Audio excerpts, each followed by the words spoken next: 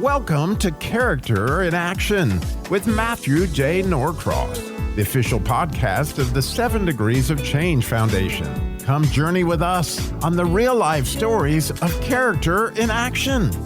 And now here's your host, Matthew J. Norcross. Welcome to Character in Action from the 7 Degrees of Change Foundation. I'm Matthew J. Norcross here in the studio with Robbie Domore. Hey, Robbie. Hey, it's great to be here, Matt. All right. Now, this week, we're speaking with a man named Tony Francois. He's a lawyer for the Sacramento, California-based firm Briscoe, Ivester, and Brazel, LLP. In his position, he practices water, real property, natural resources, and environmental law, among other things. Tony joins us now over the phone. Tony, thanks for being on Character in Action. Hey, my pleasure. Thank you for having me. All right. Now, you're here because you're a living example of character in action. Now, before we get started, can you please tell our listeners more about yourself? Sure. As you mentioned, I live in Sacramento, California. My wife and I have 8 kids. We are involved with a startup Catholic classical charter, not a charter school, but a private high school that we helped found a couple years ago. We're in our 2nd year of that. We have homeschooled all of our children through 8th grade, and then they've done a variety of different things for high school, and then several of them have attended, and a number of them so far graduated from Benedictine College in Atchison, Kansas. My law practice has mainly focused on various aspects of natural resource law. So as you mentioned, water law, but I've done work in the areas of land use and real estate disputes, title questions, and things like mining and forestry. And so I've been involved with those subject areas in various capacities since attending law school. As a lobbyist for state trade associations in the state of California, as a litigator, as a public interest lawyer for an organization called Civic Legal Foundation, and now as a partner in my law firm. Prior to going to law school, I served for about 4.5 years in the Army, including service in a country that no longer exists, then called West Germany. And so I was stationed there in the Army when the Berlin Wall came down in 1989, and sort of witnessed the emerging beginning of the current situation with the former East Bloc, the Soviet Union, and now Russia. And what else can I tell you? I think that covers the ground pretty well.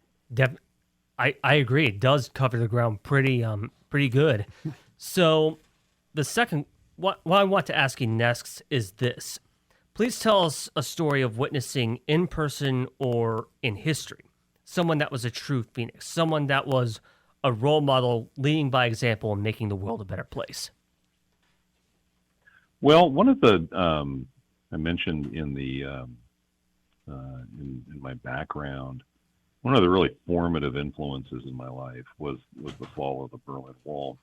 I know that's a long time ago for probably a lot of the listeners, and many Americans were born since the fall of the Berlin Wall. So there's a couple of characters that are involved in the West's very steady, disciplined, and determined campaign against the Soviet Union that brought about the fall of the Berlin Wall, both as a physical artifact, as a thing on the ground that prevented people from exercising their own freedoms and political rights, but also just as an idea, as a symbol of a society that had to hold people in, because the natural result of living in that society was to convince people that they were better off leaving it. And so, people talk about the 3 characters of Ronald Reagan and Margaret Thatcher and Pope John Paul II as being the key leaders of that movement in the 1980s that led to the collapse of basically the Soviet communist system and the emergence of significant new freedoms and prosperity in Eastern Europe. Not quite clear entirely what the end of the story of that is for Russia, but so I would suppose I would take of those three characters, I would take John Paul II as the historical character that made the world a better place through the example of providing moral leadership to stand up against the ethical and political evils that the Soviet Union was based on, and at the same time warning the West that for our part we needed to look to the permanent things, to our spiritual good and our social good, so that mere materialism and consumerism didn't overwhelm us. And so one of the experiences that I had when I was stationed in Germany and observing the fall of the Berlin Wall is the realization that after going to Berlin in May of 1990 with a couple of friends of mine and we driving into Berlin, stopped at a hardware store, bought a hammer and a chisel, and hacked off some pieces of the wall when we got there that night. And I've still got those pieces of the Berlin Wall. One of the things that you learn about the Berlin Wall is that as a piece of engineering, it was garbage. The cement that it's made of crumbles in your hands. It's not the physical strength of the wall as an artifact that kept anybody on their side of it. It was the symbolic nature of it, and the East German and the Soviet willingness to shoot people that tried to cross it, and put a lot of energy into keeping people from crossing it. So it was really fear on their side that made the wall effective. And yet eventually it came down, and the insight I had there was that the reason that wall came down was because we, without overextending ourselves on our side of it, without ever invading and physically toppling it ourselves, we kept up our pressure on our side of it for a generation. We just kept leaning on it, so that we never provided the Soviets and the East Germans enough breathing room to shore up their position on their side of it, to reinforce what they were doing, to terrify their own people, to oppress them. And because we just kept leaning on it. We didn't give them breathing room. And so when it came down, it came as a surprise to an awful lot of observers. Nobody was really anticipating the specific things that happened in 1989 that led to the dissolution of the Soviet Union and the collapse of the East German state. And we talk about the fall of the Berlin Wall. It's not that the structure fell over or collapsed. It's that their will to continue using it as a way of oppressing their own people collapsed. And that change came about because we just applied steady pressure and never gave them the opportunity to get a breather, to regroup. Yeah, and so, I'm go sorry, go ahead. ahead. Well, so to sum that up, the lesson that I took from that and that I've seen occur many times is that, for one thing, when you're engaged in an important cause, when you're sort of waging a big fight, you never know exactly what's going to work, and you make assumptions about what the other side is able to do, what they will continue to do, how long this will persist. But you just never really know how long somebody else's will hold out or how soon it will give out. And that if what they're engaged in is something fundamentally unjust, the lesson is just keep leaning into it with just means, and then be aware that sometime when you don't really expect it, they actually can't persist, and so don't give an unjust cause room to regroup, to reinforce itself, to reinvent itself. Just keep leaning into it. Yeah, Matt, it's like the idea of in Psalm 119, verse 160, it says, "Thy word is true from the beginning, and every one of their righteous judgments endures forever, because the truth will always stand and lies will always fall." And I love that example, and I never had put that together on the Berlin Wall, but especially with the idea, and I love what Tony brought out was, if you keep putting pressure on something that is going to come down, and it eventually has to. Yeah, the Berlin Wall was a huge, huge story back in the 80s. I remember learning all about it at school when I was in elementary school. So, all right. So, please share a moment that stands out in your mind, something big or even the slightest gesture that was a transformative Phoenix moment, one where you knew you had a significant impact on an individual's life or on a group of people. Sure. So as I mentioned, my wife and I have 8 kids, and several years ago, our oldest was in high school, and his senior year of high school, he had come home one afternoon, and it was towards the end of the school year. He said, 5 of his friends were, planning on, we live in Sacramento, and spending a long weekend up at Lake Tahoe, and they invited him to join them. There was 2 other boys and 3 girls in his class. This place they were going to be on at Lake Tahoe was the vacation home of, I think, one of the girls in the group. And he was pretty sure that one of their parents was going to be along. It'd be supervised, but this is just going to be, as of course a group of high school seniors would be, just a nice, sedate, innocent, uneventful weekend.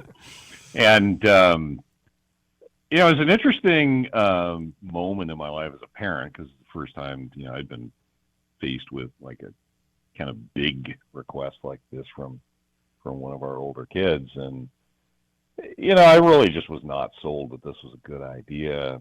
And I hesitated for a moment. I was trying to think through at first, well, he wants to do this. I mean, what's my reason for telling? I mean, I'm not comfortable with this. What would be my reason for saying that he, that he can't go? Why?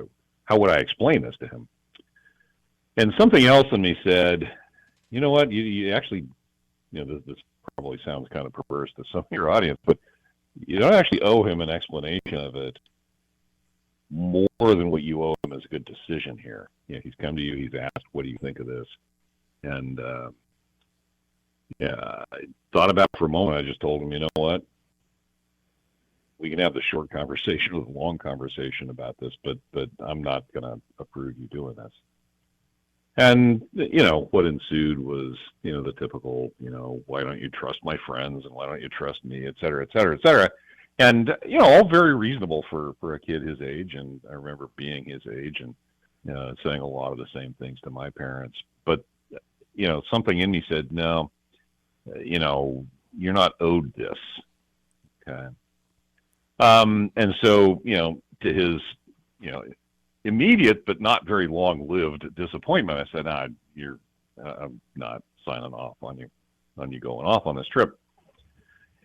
Now, some years later, he was away at college, and he called, and he was just talking to my wife one day about different stuff, and he told my wife, so this is an example of what he was talking about, although there were other things and trying to, guide him as a teenager. But he said, you know what, Mom? I just need to tell you that, basically you and Dad were on the big things. You were always right. And my wife relayed that to me, and I thought, I'm pretty sure that at least I was not always right. But I mean, what he was conveying was not so much that there's some kind of superhuman quality to our effort as parents, but that in trying to stick to basic sound guidance for our kids and be able to tell them no when our well-informed instincts did not think something was a good idea. Just that ability to say no, this is you're going to be fine. You won't like this for now, but you're going to live with not being allowed to do this. That he recognized within a very short period of time, within just a couple of years, that had made an important difference for him. And then to top it off, we heard the same thing reflected back from one of his sisters, who was, I don't know, complaining about something or other on the phone. She was away at college with him.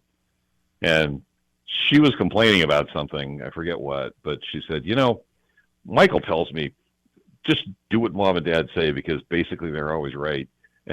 And I'm thinking, well, if he's not just telling us that to look good in front of us, but if he's actually telling his sisters that, pay attention to your parents, then there's a good dynamic there. And it's not like we, tell them what they have to do as adults, but that, they got to a point where they actually, in exercising their own judgment, as young adults, trusted our guidance.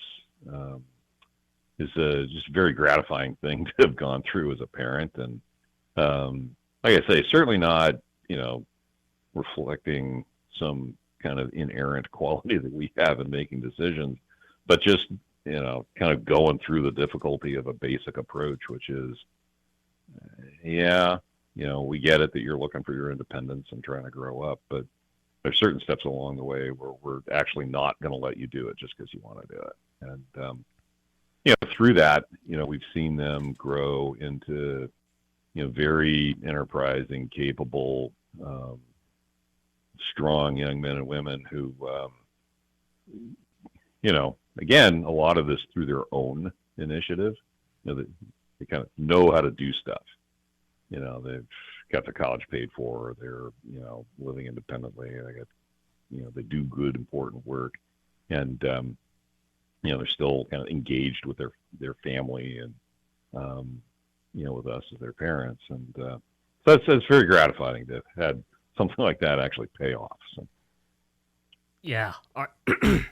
So let's move on to a very important trait that I always like to talk about on the show, and that is the trait of citizenship. As someone who, as a lawyer, what do you think it means to be a good citizen? Well, it's a good question, and I think that it's very, very important for all of us as Americans today to reflect on that, because there are a lot of things about our life today as Americans that that divide us and cause us concern and enervate us, and we live in a very individualistic phase of our history as Americans. And there's different ways to look at that. I mean, some people just say different generations are either more or less individualistic. Obviously, our culture is very individualistic, and that has a tendency to perpetuate. And so, I think we tend to put a lot of our time as Americans into trying to figure out what our interests are as individuals and as interest groups, and that we're kind of formed by our culture to see our interests as generally adverse to and in competition with the interests and the needs and the wants of other Americans. And so, in a certain sense, citizenship through voting and through political debate and discourse and through entertainment and other aspects of it, has a feel of like our role as citizens is to be in conflict with each other in order to protect our interests within the American Republic. And I think one of the things that helps to balance that is to be more familiar with American history and to understand the kind of the recurring nature of a lot of the kinds of difficulties that we have right now that divide us. I mean, it's, I think, always fruitful to read the history leading up to the Civil War and to get a sense of, how bitter the divides were among different Americans over, the issue of slavery and the implications of continuing or discontinuing slavery in America. That obviously did not get resolved in a peaceful political way, and a disaster ensued that in some ways we're still recovering from. Citizenship for an American is a little different than a lot of other countries because, our basic concept is that we're self-governing. That as citizens, we're responsible to ourselves, to our neighbors, to our children, and in a certain sense to those who came before us, to oversee our own government, to hold our own government accountable for how it conducts business and what the basic policy directions it pursues, and that we're not merely subjects of a government, that we have not just opportunities but duties to engage in self-government through electing representatives and being heard on policy issues. And so I think that it's incumbent on Americans to pursue through their own formal education as high school and college students, but really as a lifelong project, education and self-education about what the American system really is, how you contribute effectively and productively to it as a citizen, and to in a certain sense kind of level up from the kind of oversimplified and sloganized, kind of bumper stickerized social media way of clobbering each other with memes and dragging people on social media and whatnot, and to actually make sure that we understand, at some level of depth, what the pros and cons of different issues are.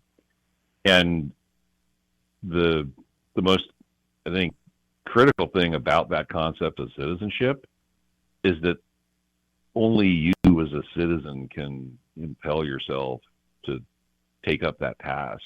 Yeah. Nobody can actually cause you to be a better citizen. That's only something that you can do on your own behalf by engaging in lifelong self-education about American history, about American institutions, about why power is distributed in certain ways in the American government, and what the pros and cons of changing those power arrangements would be. And the alternative to taking up that task and sort of exercising full citizenship in that way is really just,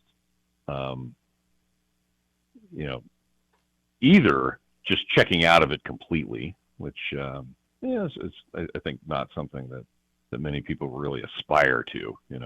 I just don't tune into politics and government, and that's fine.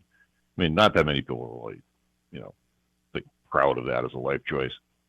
But the other alternative is to just be drawn along on a tide of overly emotional, not thoroughly understood or thought through tides of social movements and kind of government by memes that is actually fairly potent right now. You Right. got to make an affirmative step to rise above that. G.K. Chesterton says any dead thing can float with a tide. It takes a living being to swim against it. And so I think that may be a good way of summing up my other sort of longish explanation for citizenship is that Chesterton quote. We have a duty as Americans to be that living thing that is ready to swim against the tide when necessary. Now, all right, so we're about out of time, but before we close, please share with us some thoughts on how we can bring character back into our culture. Well, that's a great question, and that's similar to the question about citizenship, which is that in other societies and at other times in American society, a lot of our institutions formed character. Character is really just who you are when nobody's looking, when you don't get any credit or detriment from your external actions. Just what that you've done. And I think the starting point for that is to actually be able to articulate and to share with people that it matters who you are when nobody's watching. It matters what you do when nobody will know what you did. And that being the essence of what character is, that's an important starting place, and just encouraging people to take that reality seriously. From there, a lot can follow, but that's the starting point. Agreed wholeheartedly. All right, we're about out of time, but it was a great pleasure to have you on the show. Tony Francois, thank you for joining us today. Thank you. It's a great pleasure. All right. Character in Action is a co-production of Firebird Media and the 7 Degrees of Change Foundation. Your host is me, Matthew J. Norcross. Our producer is Robbie Dilmore, who also does the intro. If you like the show, please listen to and follow us wherever you get your podcasts. New episodes are posted every Sunday. Thank you for listening. And always remember, everyone can be a phoenix.